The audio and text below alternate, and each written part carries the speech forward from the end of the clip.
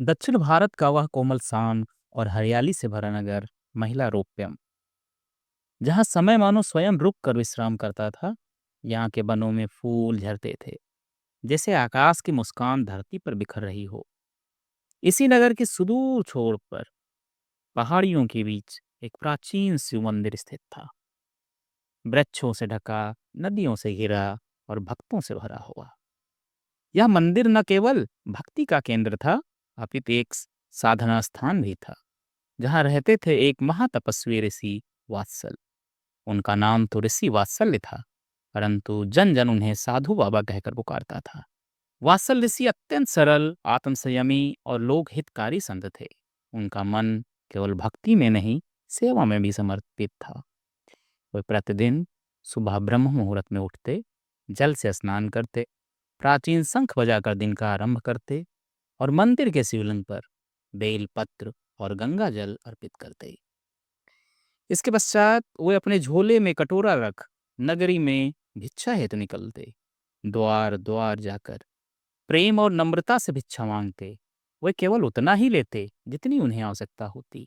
शेष भोजन वे मंदिर के पीछे आने वाले मजदूरों और गरीबों में बांटते थे, जो बदले में मंदिर की सफाई और सजावट करते। उनकी झोपड़ी में ना कोई विलास था, ना कोई लोग। एक चटाई, एक जल कलश, एक ताम्रपात्र और एक दीपक ही उनके भोग के साधन थे। उसी मंदिर में एक विशेष जीव रहता था, एक चूहा। यह कोई साधारण चूहा नहीं था। यह बड़ा चालाक, बुद्धिमान और स्फूर्तिशील था। उसने मंदिर के एक कोने में दीवार के भीतर एक गुप्त बिल बना रखा था। साधु जब शाम को लौटते और भिक्षा से प्राप्त अन्न अपने मिट्टी के कटोरे में रखते, तो यह चूहा दबे पांव आता और अन्न के कुछ दाने चुरा लेता। धीरे धीरे यह चोरी बढ़ने लगी। ऋषि ने जब देखा कि अन्न कम पड़ रहा है, तो वे चौंक उठे, परंतु उनका मन दयालु था। वे सोचते, शायद कोई भूखा जीव होगा जो आवश्यकता से प्रेरित होकर भोजन ले जाता है। पर यह चूहा केवल आवश्यकता भर नहीं, संग्रह के लिए भी चुराता था। वह भोजन का बड़ा भंडार बना रहा था अपने गुप्त बिल में। दिन प्रतिदिन वह और अधिक साहसी और चतुर होता जा रहा था। ऋषि वात्सल ने कई प्रयास किए। उन्होंने कटोरे को ऊंचाई पर रख दिया, छड़ी रखी, आसपास बिल्ली की गंध फैलाई, यहाँ तक कि मिट्टी में कांटे भी डाले, परंतु चूहा हर बार रास्ता ढूंढ लेता। वह कभी दीवार पर चढ़ता, कभी छत की बल्ली पकड़कर लटकता और कटोरे तक पहुंच जाता। एक दिन ऋषि ने छड़ी लेकर रात भर जागरण किया और जैसे ही चूहा आया उस पर प्रहार किया। चूहा बच गया, लेकिन अब साधु के मन में क्षोभ था। यह साधारण जीव नहीं है, उसके भीतर कोई रहस्य है। एक दिन वात्सल ऋषि के यहाँ बृहस्पति नाम का उसका एक सन्यासी मित्र तीर्थ यात्रा जाते हुए अतिथि के रूप में आया।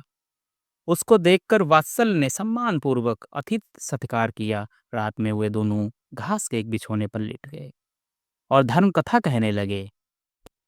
किंतु वात्सल ऋषि बृहस्पति की बात को न सुनकर चूहों को डराने में लगा था और जर्जर से भिक्षा पात्र को खटखटाता हुआ उसको खाली होकारी देता जाता था। चूहे की ओर ध्यान रहने के कारण वह कुछ कह भी नहीं रहा था। तब वह सन्यासी बहुत गुस्सा होकर उससे बोला, वत्सल, मैंने अच्छी तरह समझ लिया है कि तुम मेरे मित्र नहीं हो। इसी कारण मुझसे खुशी से बातें नहीं कर रहे हो। अतः रात में ही मैं तुम्हारे मठ को त्याग कर और किसी दूसरे मठ में चला जाऊंगा। कहा भी गया है कि यहाँ आओ, बैठो, यह आसन है। किस कारण बहुत दिनों बाद आए? क्या बात है? बहुत दुबले हो गए हो? कुशल तो है? मैं तुम्हारे दर्शन से बहुत खुश हुआ। ऐसा कहकर जो मित्र अपने मित्रों को आदर से आनंदित करते हैं, उनके घर बिना शंका के जाना चाहिए। और जो गृहस्थ अपने यहाँ अतिथि को आया देखकर इधर-उधर अथवा नीचे की ओर देखता है, उसके घर जाने वाले लोग बिना सींग के बैल हैं। जहाँ उठकर सम्मान करने की क्रिया नहीं है, मधुर शब्दों में बातचीत नहीं है, तथा जहाँ गुण दोष की बात नहीं होती, वहाँ जाना उचित नहीं है। केवल एक मठ पाकर तुम घमंडी हो गए हो और मित्र का स्नेह त्याग दिया। तुम ये नहीं जानते हो कि इस मठ के बहाने तुमने नरक की प्राप्ति की है। कहा भी गया है यदि नरक में जाने की इच्छा हो तो साल भर पुरोहिती करो। मठाधीश होने की चिंता से तो 3 ही दिन में नरक प्राप्त हो जाता है। मूर्ख घमंडी होकर तुम शोचनीय हो गए हो, इसलिए मैं तुम्हारे मठ को त्याग कर चला जाऊंगा। यह सुनकर डर से घबराया हुआ वात्सल्य बोला, भगवान ऐसा मत कहो। तुम्हारे समान मेरा प्रिय मित्र और कोई नहीं है। मेरी बात सुनो। जिस कारण मैं तुम्हारी बातों का उत्तर नहीं दे पा रहा था, एक दुष्ट चूहा ऊंचे स्थान पे रखे हुए भिक्षा पात्र पर भी कूद कर चढ़ जाता है और उसमें रखी हुई शेष भिक्षा भी खा जाता है। इसी कारण मठ में झाड़ू भी नहीं लग पाती है। इसलिए चूहे को डराने के लिए मैं इस बांस के बराबर भिक्षा पात्र को ठोकता रहता हूँ। और कोई कारण नहीं है। इस दुष्ट की हिम्मत तो देखो कि इसने बिल्ली, बंदर आदि को भी अपनी छलांग के आगे अपमानित कर दिया है। बृहस्पति बोला, उसका बिल कहाँ है जानते हो? ताम्रचूर्ण बोला, भगवान ये अच्छी तरह जानता हूँ। दूसरा सन्यासी बोला, अवश्य ही उसका बिल अनाज या धनराशि के ऊपर है। धन की गर्मी से ही वह कूदता है। कहा भी गया है कि धन की गर्मी प्राणी के तेज को बढ़ा देती है, और यदि उसका त्याग पूर्ण भोग हो तो फिर क्या कहना। इसके बाद सन्यासी ने कहा कि इस चूहे के भीतर इतनी चपलता और शक्ति केवल इसलिए है क्योंकि उसके पास असीम संग्रह है। संग्रह से आत्मविश्वास उपजता है। इसे खो देगा तो ये भी टूट जाएगा। अगली सुबह उस रास्ते को देखते हुए दोनों सन्यासी बिल के पास पहुंच गए। उन्होंने कुदाल से खोदना शुरू किया। खोदते खोदते उसने वह धन प्राप्त कर लिया जिसके ऊपर चूहा निवास करता था। जिसकी गर्मी से कूदकर चूहा ज्यादा ऊंचे जा सकता था। तब प्रसन्न होकर दूसरे सन्यासी ने वात्सल्य से कहा, भगवान अब निश्चित होकर सोया कीजिए। इसी खजाने की गर्मी से चूहा आपको जगाता था। ये कहकर वे दोनों धन को लेकर मठ की ओर चले गए। चूहा जब उस धन रहित स्थान पर पहुंचा तो उस असुंदर तथा घबराहट पैदा करने वाले उस स्थान को देखने में भी असमर्थ होकर वो सोचने लगा कि मैं क्या करूं, कहाँ जाऊं, कैसे मेरे मन को शांति मिले। इस प्रकार बहुत कष्ट से वह दिन चूहे का बीता। रात में घबराहट के कारण उत्साहहीन होकर चूहा उस मठ में परिवार सहित फिर घुसा। चूहे के परिवार की आवाज सुनकर वात्सल ऋषि फिर भिक्षा पात्र को जर्जर बांस से ठूंकने लगे। तब मेहमान ऋषि बोला, मित्र आज भी निश्चित होकर तुम क्यों नहीं सोते?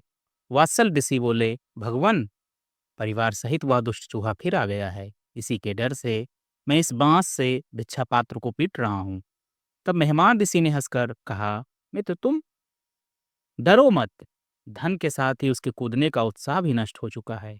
संसार के सब प्राणियों की यही स्थिति है। कहा भी गया है कि मनुष्य जो हमेशा उत्साही होकर अन्य मनुष्यों को पराजित करता है और उल्टी सीधी बोलता है, वह सब धन से उत्पन्न बल की ही महिमा होती है। धन से सब बलवान होते हैं। जो धनवान होता है वही पंडित कहलाता है। अब तुम इस निर्धन चूहे को अपनी जात के समान ही दीनहीन बना हुआ देखो। अब तुम निश्चित होकर सोवो। इसके कूदने का जो कारण था वह हमारे हाथ में आ गया है। जैसे बिना दांतों के सांप और मदहीन हाथी निस्तेज हो जाता है, उसी प्रकार धनहीन पुरुष नाम मात्र का पुरुष रह जाता है। और मित्र कहा भी गया है कि गरीब पुरुष मृत होता है, संतान न हो ऐसा मैथुन मृत होता है, वेद पाठ करने वाले ब्राह्मण के बिना श्राद्ध मृत होता है, और बिना दक्षिणा का यज्ञ मृत होता है। और मित्र ये भी कहा गया है कि गरीबी प्राणियों को बहुत दुख देने और बहुत अपमान कराने वाली होती है, जिसके कारण जिंदा मनुष्य को ही उसके बंधु मृत समझते हैं। गरीबी से निंदित मनुष्य पराजय की जगह और संकट के परम आश्रय को लगातार प्राप्त होता रहता है। और मित्र निर्धन से उसके रिश्तेदार शर्मिंदा होते हैं तथा उससे अपना संबंध छिपाते हैं। बहुत कहने से क्या, जिसके पास धन नहीं होती उसके मित्र भी शत्रु हो जाते हैं। और मित्र यदि गरीब मनुष्य कुछ देने की इच्छा से भी धनी लोगों के घर जाए तो वे उसको याचक ही मानते हैं। देहधारियों की इस गरीबी को धिक्कार है। दोस्तों ये कहानी कैसी लगी? अगर कहानी पसंद आई हो तो हमारे चैनल को लाइक, सब्सक्राइब और शेयर करें। दोस्तों यह कथा जितनी सरल प्रतीत होती है उतनी ही गहराई से जीवन को दर्शाती है। यह केवल एक चूहे की चोरी नहीं, यह मनुष्य के भीतर की लालसा, संग्रह वृत्ति और आत्मबल के संबंध को भी प्रकट करती है। हमारे आत्मविश्वास का आधार क्या है? संसाधन, सुरक्षा, संग्रह या संयम? चूहा केवल तब तक निर्भय था जब तक उसके पास भंडार था। जैसे ही वह चला गया, उसका आत्मबल भी डगमगा गया।